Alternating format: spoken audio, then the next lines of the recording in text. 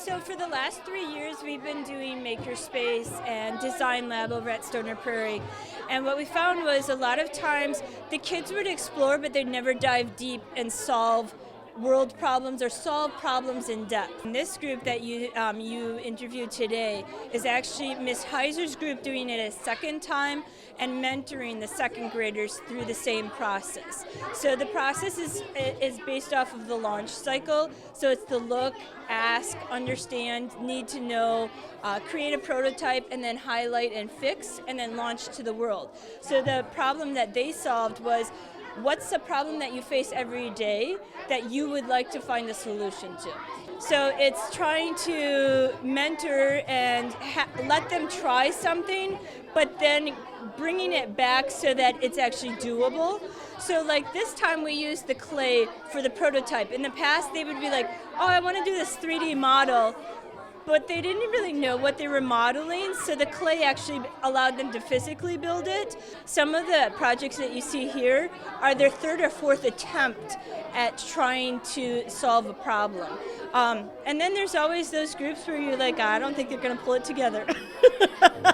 And then they seem to, because I think the difference is they're invested. They care.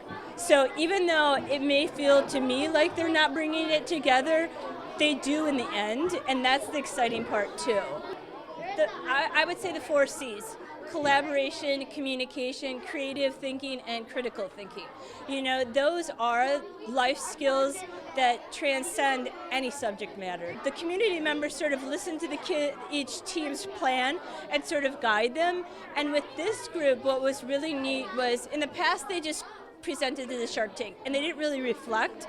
This group, they actually had to rewatch their segment of the Shark Tank and say, okay, this is what the shark said, and this is what I'm going to change in my project, which is how we got like pencil fidgets instead of those hand fidgets.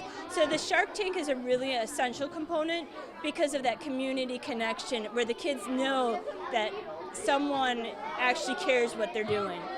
Oh, this was fantastic. We're going to be also at the Madison Maker Fair, but for our kids to come and be part of our community and share what they're doing with the community members, this was just beyond exciting for all of us, because sometimes we get trapped in our school walls, and so this is their first presentation, and then many of these groups will go on to the Madison Maker Fair and present to the whole state.